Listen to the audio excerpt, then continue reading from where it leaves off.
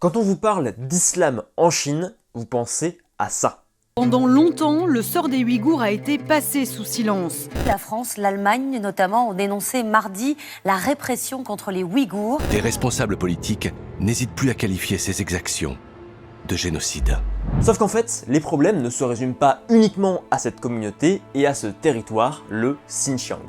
Ce sont tous les musulmans de Chine qui sont touchés. Comme à Nakou dans le sud du pays, où le 27 mai 2023, des heurts éclatent entre forces de l'ordre et manifestants. Derrière le mur de boucliers dressé par la police s'élève la mosquée Nadjaying. C'est elle le motif de ces affrontements. Ou plutôt, c'est le projet du gouvernement chinois de démolir une partie du bâtiment pour lui donner un air un peu plus chinois. Et ça, ce n'est qu'une partie du problème. Car 4 ans plus tôt, en juillet 2019, Pékin interdisait à tous les restaurants musulmans d'afficher des écritures arabes ou des symboles liés à l'islam sur leur devanture.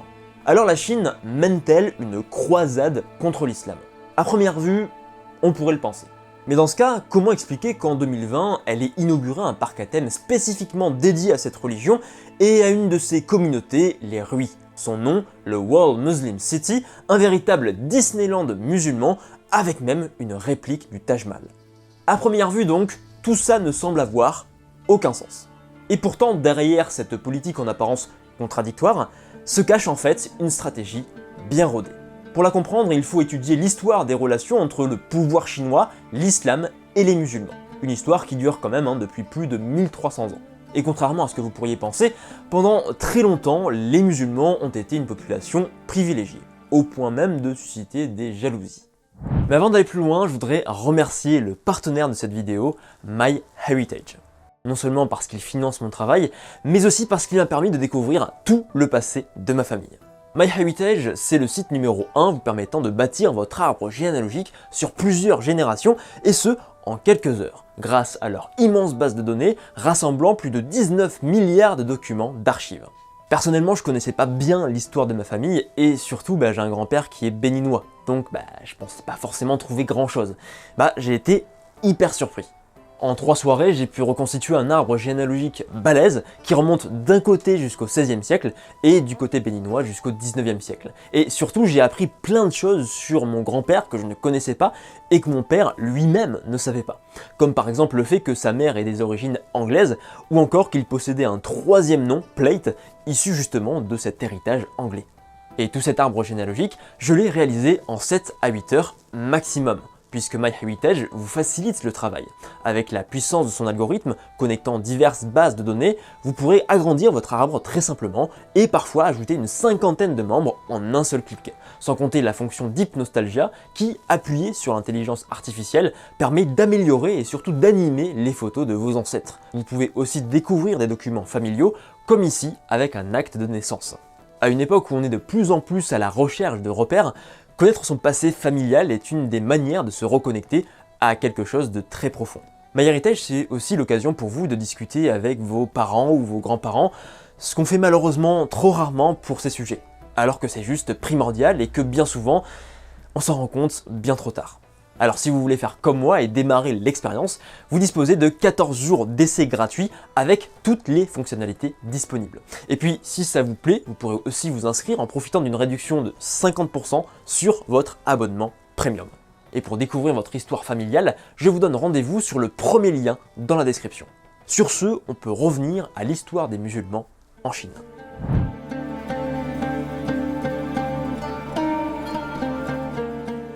Au début des années 800, un marchand persan, Suleiman, pose le pied en Chine pour la première fois.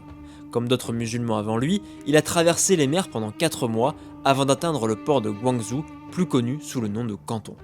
Ce qu'il découvre alors sur place le surprend totalement.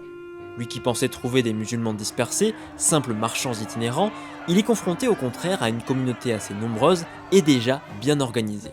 Avec un quartier réservé, un marché, un bâtiment dédié à la prière et même un représentant des musulmans. Nommé par l'empereur lui-même, il réglait les affaires entre les membres de la communauté, dirigeait la prière et prononçait le sermon du vendredi au nom du calife abbasside. Sauf qu'on le verra par la suite, derrière cette apparente tolérance se cache une réalité plus sombre. À cette époque, la majorité des musulmans se concentrent à Guangzhou, car une grande partie d'entre eux sont à la fois des commerçants et des marins.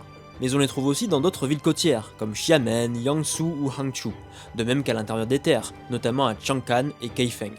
Au IXe siècle, ces marchands musulmans ne font en fait que s'insérer dans des réseaux d'échanges commerciaux séculaires reliant la Chine, l'Asie centrale, le Moyen-Orient et même des régions plus lointaines. Ce sont les fameuses routes de la soie, à la fois terrestres et maritimes. La nouveauté, c'est que les musulmans dynamisent ce commerce international, puisque grâce à l'immense territoire administré à la fois par les califes arabes en Occident et les empereurs chinois en Orient, la quantité et la fréquence des produits échangés augmentent considérablement. Avec l'arrivée de plus en plus de musulmans, principalement à Guangzhou, les empereurs Tang doivent donc encadrer leur installation. D'autant plus que ces nouveaux venus, principalement des commerçants, représentent pour eux une manne financière précieuse. C'est donc à partir de là, et sans doute dès le 7e siècle, que naissent les premières communautés musulmanes. Ces groupes qui vont peu à peu s'intégrer à la société et s'imprégner de la culture et de la langue chinoise. Ce sont en quelque sorte les ancêtres des ruis modernes. Parce que oui, ce qui fait toute la complexité de la situation actuelle en Chine, c'est qu'il existe plusieurs communautés musulmanes, avec notamment d'un côté les Hui, les musulmans de langue chinoise, vivant depuis plus d'un millénaire sur le territoire et répartis dans tout le pays, et de l'autre les Ouïghours, des musulmans turcophones uniquement absorbés par la Chine à la fin du XVIIIe siècle et principalement localisés dans le Xinjiang.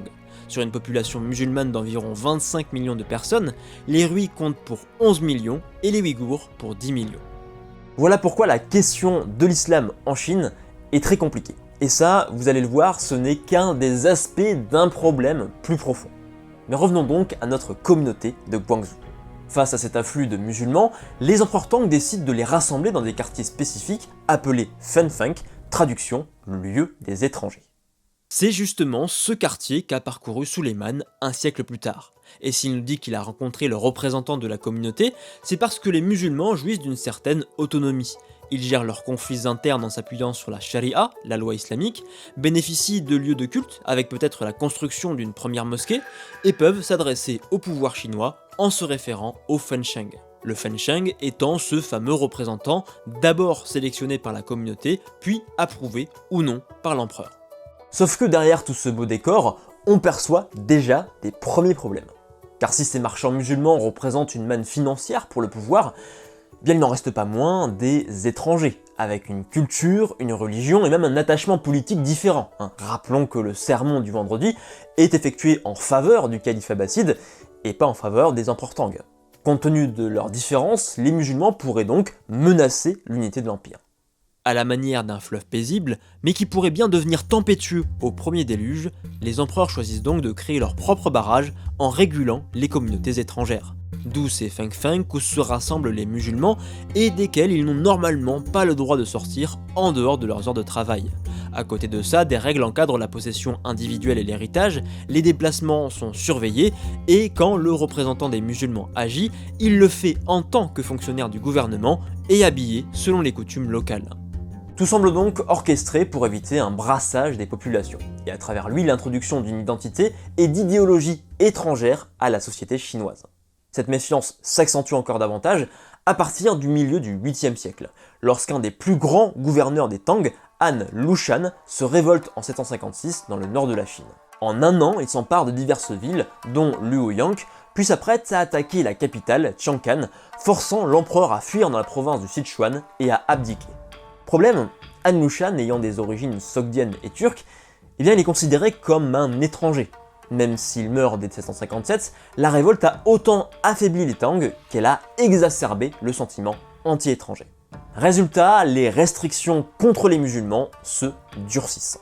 En 836, le gouverneur de Guangzhou interdit les mariages mixtes entre musulmans et populations locales, ce qui signifie aussi que ces pratiques existaient déjà, mais qu'elles deviennent de moins en moins tolérées. Le point d'orgue des tensions survient 40 ans plus tard, quand Wang Shao, à la tête d'une nouvelle révolte, s'empare des capitales de Luoyang et Chang'an en 880 et s'autoproclame empereur. Selon les témoignages d'auteurs arabes, comme Abu Zaïd al-Sirafi, il aurait même attaqué Guangzhou l'année précédente et massacré des milliers d'étrangers, dont des zoroastriens, des juifs, des chrétiens et des musulmans. Pour les musulmans, la situation se complique encore davantage. Non seulement la méfiance initiale se double maintenant d'une hostilité meurtrière, mais en plus, ces événements nuisent au commerce. Quant aux Tang, malgré leur victoire sur les révoltés, ils deviennent trop faibles pour gouverner. Durant les 6 décennies suivantes, l'instabilité gangrène la Chine. Les Tang chutent en 907, des conflits éclatent, et finalement une nouvelle dynastie s'impose en 960, celle des Song. Pourtant, malgré tous ces événements, les musulmans restent des acteurs importants de l'économie chinoise. Plus encore, cette passation de pouvoir leur permet d'acquérir une place encore plus importante, allant jusqu'à occuper des postes cruciaux au sein de l'État.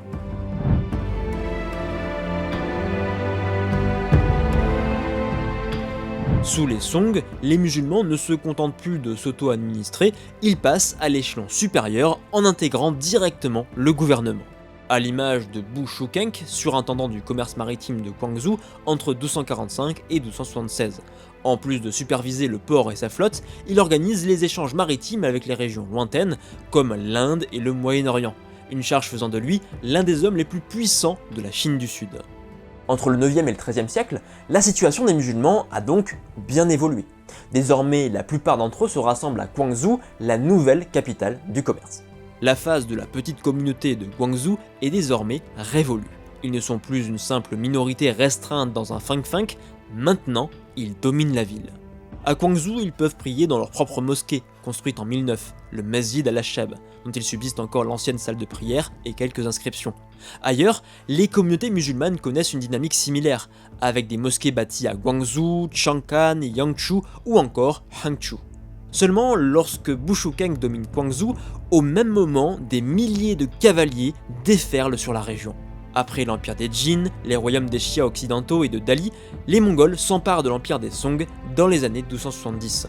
En conquérant la Chine, le grand khan mongol Kubilai donne naissance à une nouvelle dynastie, celle des Yuan. Conformément à la tradition de ses prédécesseurs, il privilégie une politique d'ouverture religieuse. Très vite, les communautés musulmanes en profitent. Plus libres, les musulmans se mélangent davantage aux populations locales, tandis que de nouvelles mosquées s'érigent dans plusieurs villes, incluant Tatu, capitale d'hiver des Yuan et ancêtre de Pékin, et Chengdu, la capitale d'été. Mais d'un autre côté, Kubilai s'écarte aussi des pratiques habituelles, et ce d'ailleurs au plus grand bonheur des musulmans. Car il décide de diviser la nouvelle société en 4 catégories basées sur l'ethnicité.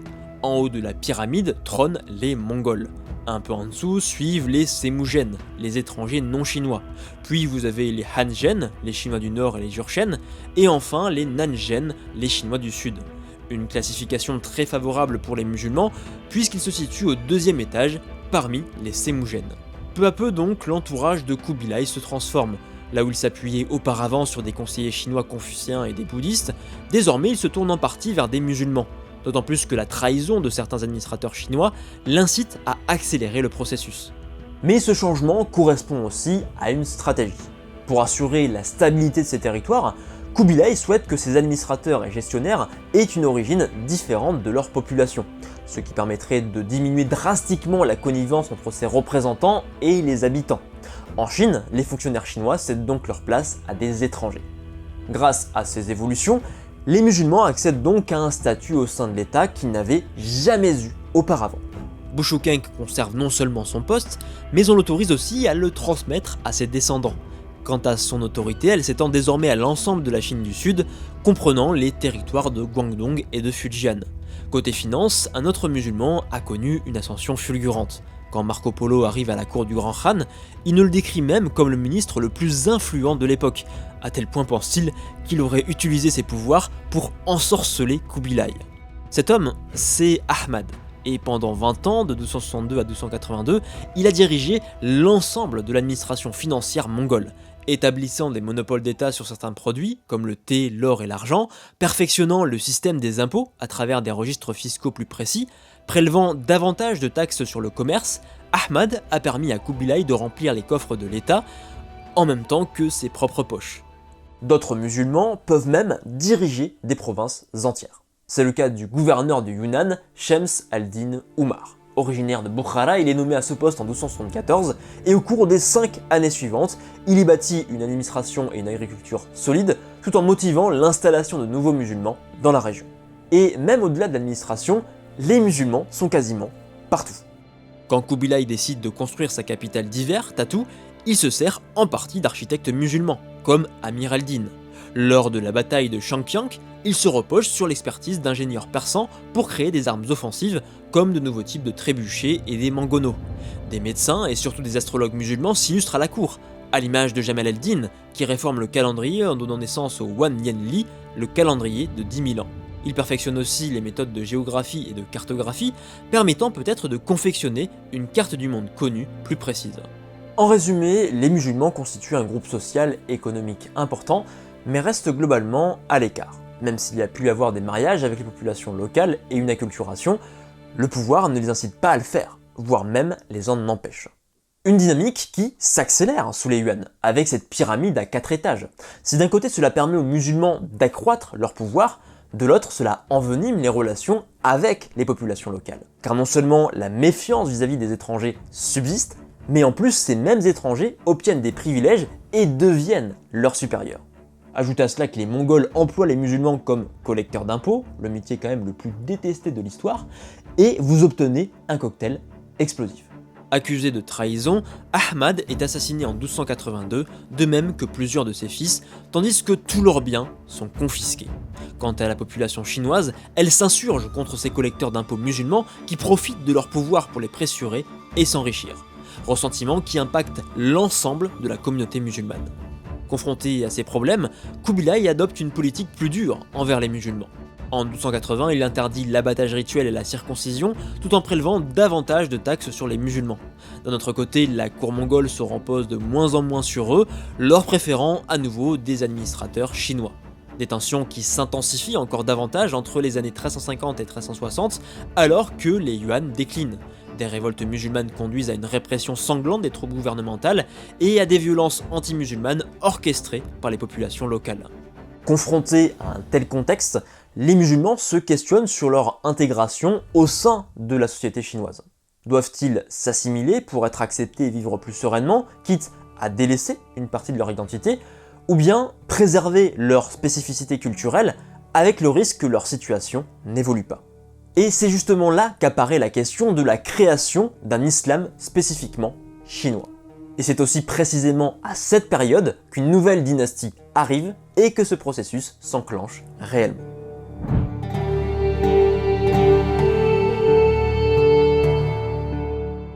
Ce qui change avec l'arrivée des Ming en 1368, c'est qu'on passe d'une dynastie étrangère à une dynastie chinoise. Et si d'un côté il existe des continuités avec leurs prédécesseurs, comme à travers l'emploi de musulmans, à l'image du célèbre navigateur et explorateur Zheng He, ou encore la protection de l'islam, avec la construction d'une mosquée dans la nouvelle capitale de Nanjing, de l'autre, les Ming enclenchent un nouveau processus, celui de la sinisation de l'islam. Comprenez la volonté de créer un islam chinois, avec des musulmans qui vivent leur religion à travers la langue et les codes culturels chinois. C'est là que le parallèle avec la politique du gouvernement actuel s'effectue. Derrière cette stratégie, les Ming souhaitent uniformiser la société afin d'unifier la Chine. En réalité, cette évolution, on l'aperçoit même avant l'arrivée des Ming. Déjà, de plus en plus de musulmans avaient adopté des noms chinois, d'où celui de Bu Shukeng, qui ne rappelle pas trop quand même l'héritage islamique. De même, l'architecture religieuse perd peu à peu son caractère moyen-oriental pour revêtir un style bien plus local, avec l'utilisation de bois de couleurs vives, rouge et jaune, de toits aux angles relevés, de briques ou encore de tuiles. Tandis qu'à l'intérieur ou à proximité, les inscriptions islamiques s'effectuent en arabe et en chinois, comme pour la mosquée de Guangzhou. Cette tendance se remarque même à travers le vocabulaire utilisé pour parler des musulmans. Ils ne sont plus des étrangers, fen, ou des invités, ke, mais des ruirui, un terme exclusivement dédié aux musulmans et qui est à la racine de la dénomination actuelle de la communauté musulmane chinoise des Rui. Donc vous voyez que les prémices d'un islam chinois commencent à apparaître. Mais c'est bien avec les Ming que tout s'accélère. Rongkou, le premier empereur de la dynastie, prend 2 décisions concernant les musulmans. D'abord, il rend obligatoire l'adoption de noms chinois. Ensuite, il décrète que chaque étranger doit se marier avec l'ethnie majoritaire de la région, à savoir les Han. Le résultat de cette politique s'avère mitigé. Elle a obtenu quelques résultats, mais ce n'est pas elle qui a contribué le plus à créer cet islam chinois. Car ceux qui ont réellement accéléré le processus, ce sont les musulmans eux-mêmes. Notamment un certain Ru Dengshu. Originaire de Xianyang, il illustre parfaitement la tendance en cours. Bien qu'il soit né dans une famille musulmane et qu'il ait reçu une instruction religieuse poussée, il a été élevé en chinois et à travers des classiques du confucianisme. Sauf que lui, il veut aller beaucoup plus loin. Avide d'en apprendre davantage sur l'islam et conscient du danger d'acculturation pesant de plus en plus sur les musulmans, il décide de partir. Quittant son foyer, il commence alors un long voyage d'études. Un périple qui le mène à travers l'Occident, au sein des foyers de la science islamique, comme Bukhara, Samarcande et bien sûr la Mecque. De retour en Chine, il décide de partager tout son savoir, et même de bâtir une méthode d'enseignement, le Jingtang Jiaoyu. Très vite, ces écoles se répandent dans toute la Chine, à Xi'an, Jinan, Beijing, Yangzhou, Kaifeng ou encore Nanjing. Sur place, les élèves apprennent à maîtriser la langue arabe tout en découvrant les ouvrages classiques de l'islam, des arabes et des persans, le tout en langue chinoise. A partir de là, vous commencez à entrevoir les contours d'un islam original, un islam chinois. Bien sûr, les Ming apprécient ces changements. Même si l'identité musulmane se renforce, ils en profitent directement grâce à l'émergence d'élites musulmanes de langue chinoise qui parviennent à réussir les concours traditionnels et à intégrer l'administration. Côté musulman, les enseignements de Ru Dengshu donnent naissance à un nouveau mouvement, celui des Han Kitab ou livres chinois. Désirant poursuivre la dynamique initiée par Dengshu, les élèves des nouvelles écoles commencent à traduire des ouvrages arabes et persans vers le chinois. Disant suivre le Tao ou la voie de Muhammad, leurs efforts se multiplient entre les XVIIe et XVIIIe siècles. Et certains vont même encore plus loin, en créant des ponts entre islam, confucianisme et taoïsme.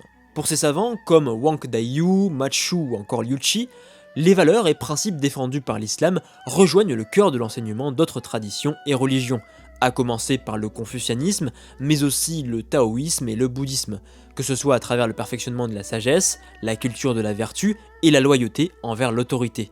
Liu Qi, au début du XVIIIe siècle, explique même que Muhammad et Confucius enseignaient la même vérité fondamentale. Ce qui n'empêche pas non plus ces auteurs de critiquer les autres croyances tout en présentant l'islam comme la voie ultime. Grâce à leurs travaux, non seulement l'islam s'est davantage nourri de la langue et de la culture chinoise, mais en plus il est devenu plus acceptable pour la société non musulmane, ce qui profite à la stabilité de l'empire. Peu à peu donc, un véritable islam chinois apparaît. Sauf qu'à partir de la fin du XVIIe siècle, de nouveaux musulmans arrivent en Chine, ce qui impacte directement l'islam local et menace le processus d'assimilation. Avec entre autres le développement du soufisme. Créé localement à partir des années 1670, l'ordre Naqshbandiya connaît un rapide essor, mais aussi des divisions internes, le mouvement se scindant en deux branches, la Khafiya et la Jahriya, deux groupes qui dès lors s'entretueront pendant plus de 2 siècles. Dans le même temps, à la fin du 19e siècle, un autre phénomène s'enracine, celui du fondamentalisme islamique, incarné par un certain Ma Wanfu, fondateur du mouvement Yehewani. Influencé par le wahhabisme d'Arabie Saoudite où il a étudié, Ma Wanfu appelle les musulmans à revenir à un islam plus pur, celui des origines. Pour lui, ses contemporains ne pratiquent pas le vrai islam, mais une religion corrompue par diverses influences étrangères, que ce soit par le poids de la langue et de la culture chinoise, dans l'islam des Han Kitab, ou par ses croyances et coutumes néfastes introduites par les soufis. Autant donc de nouveaux mouvements qui contribuent à multiplier les identités musulmanes, menaçant à la fois le développement d'un islam chinois et l'unité du pays. Mais sur ce point, il existe un problème encore plus important. Car en parallèle de tous ces changements, des millions de musulmans viennent tout juste d'arriver en Chine, non pas par émigration, mais par annexion. En effet, un siècle après être arrivés au pouvoir en 1644, les Qing ont mené une politique expansionniste en direction de l'Asie centrale. Parmi les régions conquises, une nous intéresse particulièrement. En Chine, on l'appellera plus tard le Xinjiang ou Nouvelle Frontière. Mais à l'époque, ce territoire est dominé par le Khanat Dzungar. Les Qing, en s'emparant de ce territoire dans les années 1750, massacrent la population locale. Tandis que du côté démographique, l'Empire chinois intègre des millions de musulmans supplémentaires, notamment les fameux Ouïghours. Problème, ces Ouïghours ne pratiquent pas le même islam que les Hui, les musulmans chinois. Ils possèdent donc leur propre identité, en plus d'une histoire particulière qui n'est pas celle des Hui. Avec cette conquête du Xinjiang, les gouvernants sont confrontés à un défi majeur. Le même d'ailleurs qui se pose encore aujourd'hui, avec encore plus d'intensité. Mais ça, on en reparlera juste après.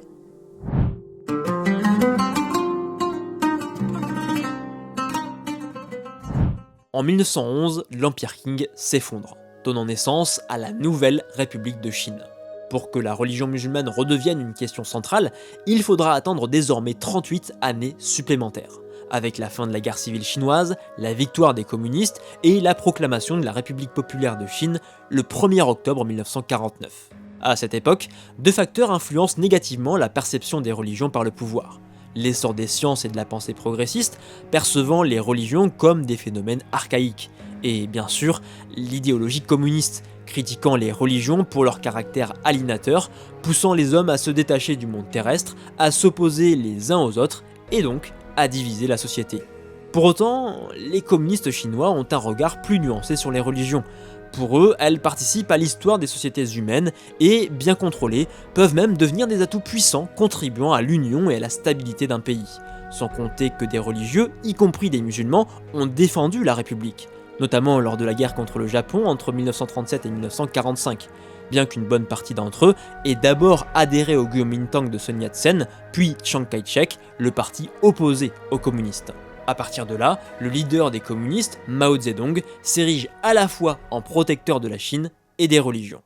Pour lui, la diversité ethnique, culturelle et religieuse du pays n'est pas fondamentalement un frein. Elle peut même devenir une force. Seulement, chacun doit prendre conscience que la Chine passe avant tout et que les identités particulières des uns ou des autres ne doivent pas nuire à la stabilité de la nation.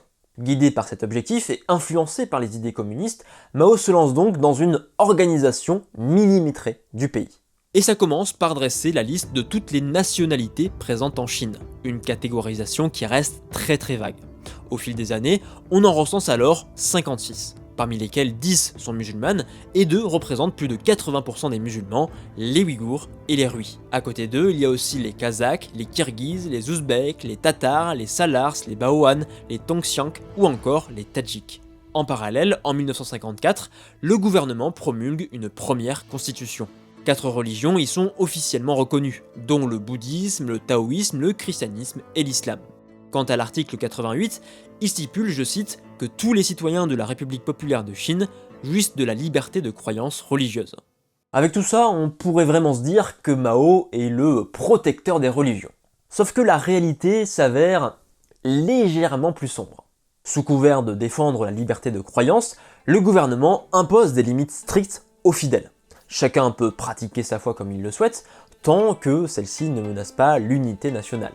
Pour le dire plus simplement, toute revendication identitaire étrangère à la culture chinoise est soit mal vue, soit tout bonnement interdite. Une condition qui est aussi liée à la perception de la religion comme relevant du privé et devant uniquement s'exporter dans la sphère publique de manière timide. Avec cette règle, le pouvoir s'arroge le droit de distinguer ce qui relève d'une bonne pratique religieuse de ce qui relève d'une mauvaise pratique religieuse. Les religions sont donc aussi bien respectées qu'extrêmement contrôlées et organisées au niveau étatique. C'est pour cela que le Parti communiste met sur pied l'Association islamique de Chine en 1953. Disposant de branches dans chacune des provinces, elle contrôle la quasi-intégralité de la vie communautaire musulmane, du choix des imams au déroulement des cérémonies religieuses, en passant par l'octroi d'autorisation pour réaliser le pèlerinage à la Mecque. Si les années 1950 se déroulent pas trop mal, par contre, les années 1960 annoncent une période qui est sans doute la plus sombre de l'histoire de l'islam en Chine. En 1958, Mao Zedong annonce son programme socio-économique visant à redynamiser le pays, le fameux Grand Bond en avant. 4 ans d'un projet titanesque pour un fiasco total, avec des millions de morts et un pays à bout de souffle. Face aux critiques, le leader communiste clame son innocence. Le coupable, ce n'est pas lui, ce sont les contre-révolutionnaires et les mauvais communistes. Ainsi débute la terrible révolution culturelle. Entre 1966 et 1976, les gardes rouges, le bras armé de Mao, poursuivent et éliminent toute menace à l'idéologie et au régime communiste. Intellectuels, politiques, religieux, artistes, tous forment de potentiels suspects.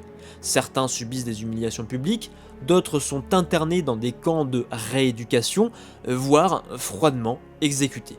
Quant aux communautés religieuses, terrées dans l'angoisse, elles se contentent de survivre. Les temples, monastères, églises et mosquées ferment les uns après les autres, certains transformés en usines ou en abris pour le bétail. Les rituels sont interdits, de même que l'apprentissage au sein d'écoles confessionnelles. Pire encore, les communistes perpétuent des massacres, comme à Shadian en 1975, où 1500 Ruis ont été tués par l'armée. Cette décennie sombre prend fin à la mort de Mao Zedong en 1976. À partir des années 1980, sous Deng Xiaoping, l'islam connaît un renouveau. Les mosquées rouvrent, d'autres sont réparées ou construites, de nouvelles écoles confessionnelles se créent, et la constitution de 1982 renouvelle le principe de liberté de croyance stipulé 28 ans plus tôt. De même que les limitations imposées à chaque communauté religieuse. Voilà pourquoi l'État s'engage à protéger les activités religieuses dites normales, sous-entendu celles qui ne menacent pas l'unité de la nation, et refuse toute ingérence étrangère dans ce domaine. Sur le papier donc, le gouvernement défend l'islam. Les mosquées se multiplient sur le territoire, passant de 20 000 à plus de 35 000 entre 1994 et 2010, et lorsque des musulmans accusent un livre de blasphème contre l'islam, en l'occurrence les mœurs sexuelles, allant jusqu'à manifester en 1989 pour réclamer sa condamnation officielle, l'État interdit sa publication et sanctionne sévèrement auteurs et imprimeurs. Sauf qu'en parallèle, les musulmans sont toujours étroitement contrôlés et parfois réprimés. C'est le cas dans la province de Qinghai, où le 7 octobre 1993, suite à des manifestations de dizaines de milliers de Ruis, la police et l'armée ont pris d'assaut la grande mosquée de Xining, alors siège de l'association islamique locale. Quant aux écoles confessionnelles et revues musulmanes de la région, elles ont été tout simplement supprimées. La politique du gouvernement chinois alterne donc entre protection de l'islam et répression des mouvements musulmans considérés comme menaçant la stabilité du pays. Et en réalité, tout ça fait partie d'une stratégie globale. Avec toujours la volonté de restreindre toute identité qui s'éloignerait de la culture chinoise, risquant de créer des dissensions à travers le pays. C'est pour ça que lorsque le président Jiang Zemin s'exprime lors de la conférence nationale sur les affaires religieuses, en décembre 2001, il explique que si la religion est contrôlée, elle peut constituer une force positive. A l'inverse, si aucune barrière ne la contraint, alors elle peut être destructrice. À lui d'ajouter ensuite que la religion doit se conformer aux besoins du socialisme sans que ses adeptes n'interfèrent dans les intérêts de l'État et le progrès social. En filigrane, on retrouve donc cette idée déjà présente depuis les Ming de développer un islam chinois. Mais cette politique poursuit aussi un autre objectif, cette fois-ci tourné vers les autres pays. On parle ici de stratégie diplomatique. Dans les années 1950, mais surtout à partir des années 70 et 80, la Chine renforce ses relations avec différents pays du Moyen-Orient, Koweït, Iran, Émirats Arabes Unis et surtout Arabie Saoudite. Une entente qui se consolide encore davantage après le 11 septembre 2001 et l'essor des tensions entre pays musulmans et occidentaux. Pour favoriser ces liens diplomatiques, la Chine se présente comme un pays protecteur de l'islam et des musulmans. Au fur et à mesure des années, de plus en plus de musulmans chinois réalisent le pèlerinage à la Mecque. Alors qu'ils sont 2000 à l'effectuer en 1985, ce chiffre monte à 12 000 en 1995. Dans le même temps, le gouvernement montre qu'il finance régulièrement la construction de nouvelles mosquées et participe à la formation de jeunes imams. Mais l'exemple le plus frappant, c'est ce fameux parc à thème ouvert en 2020, le World Muslim City, qui a coûté la petite bagatelle de 4 milliards de dollars. Avec ce projet, la Chine valorise non seulement l'islam et la culture Hui, mais elle compte aussi attirer des touristes musulmans étrangers. On le perçoit tout particulièrement à travers le style de certains bâtiments, clairement d'inspiration moyen-orientale ou indienne, comme cette copie du Taj Mahal. Sauf que cette politique possède une face cachée. Si de plus en plus de musulmans chinois effectuent le pèlerinage, il s'agit en grande majorité de Hui et non de Ouïghours. On pourrait alors penser que c'est simplement une question de finance, mais ce serait méconnaître le système chinois. Car pour rejoindre la Mecque, les musulmans chinois ont besoin de recevoir l'autorisation du gouvernement. Autorisation qui est donnée par la fameuse Association islamique de Chine, censée organiser l'ensemble de l'islam chinois. En mettant en avant les Hui, l'État peut donc promouvoir un islam chinois, un islam compatible avec le pays, sa culture, son régime et son idéologie, tout en s'érigeant bien sûr en grand défenseur de cette religion. Ce qui leur permet en parallèle d'invisibiliser les Ouïghours et de mettre le problème sous le tapis. Sauf qu'à partir des années 2000, ce problème prend une telle ampleur qu'il s'affiche sur toutes les télés du monde.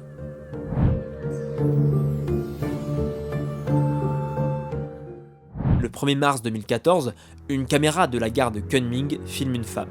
En vêtements noirs, elle empoigne un long couteau. C'est là que le cauchemar commence.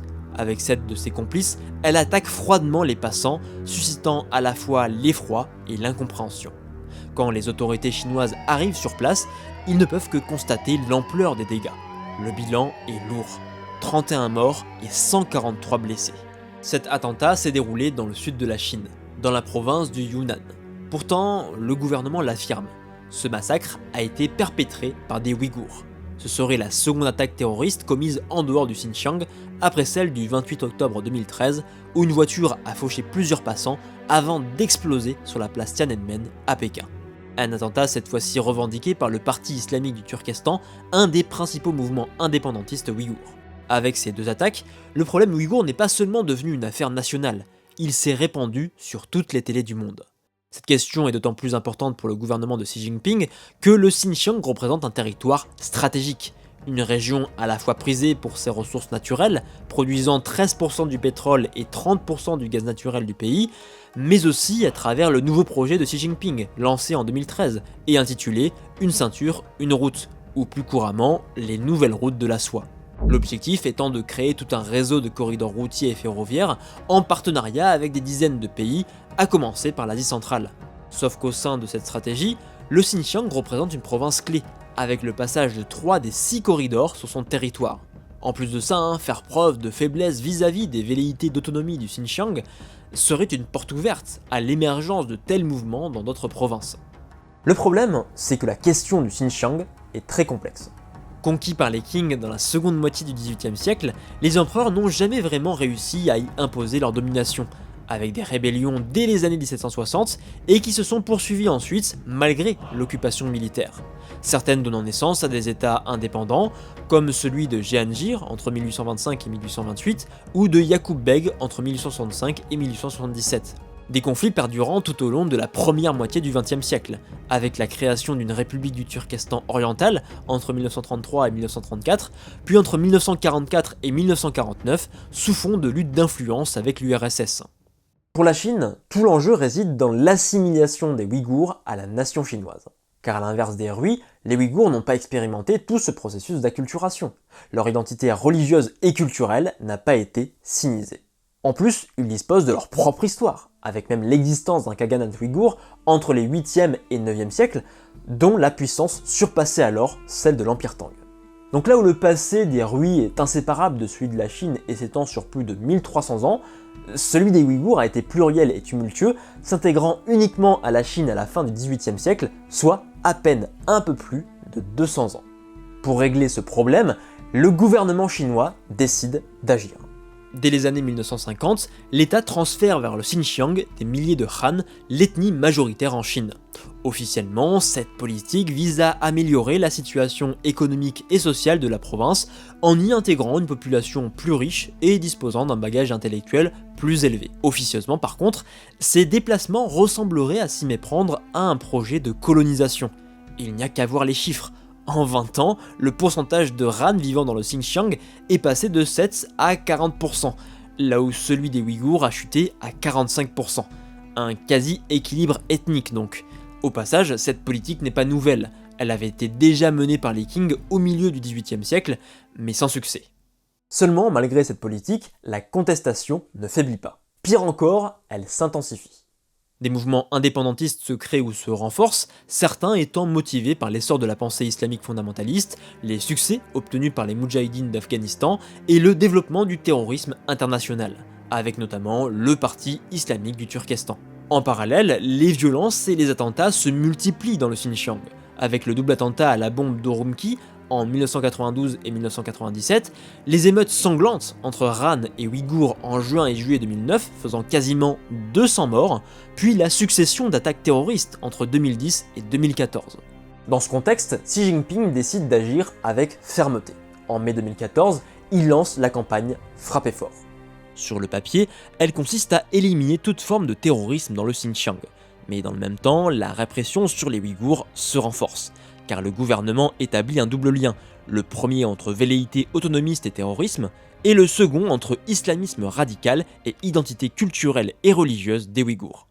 Ce programme viserait donc un objectif plus large, celui de la rééducation des communautés ouïghours du Xinjiang. Une opération censée permettre officiellement aux Ouïghours de résister aux influences islamistes et terroristes. d'où les récentes polémiques autour de l'installation progressive de camps dits de rééducation, là où le gouvernement affirme y envoyer des milliers de Ouïghours afin de leur apprendre à devenir de bons citoyens et les former professionnellement. De nombreuses associations et pays occidentaux dénoncent quant à eux des détentions arbitraires enfreignant les droits de l'homme. Pire encore, l'État chinois est accusé de sévices physiques et psychologiques à l'encontre des Ouïghours, voire même de génocide.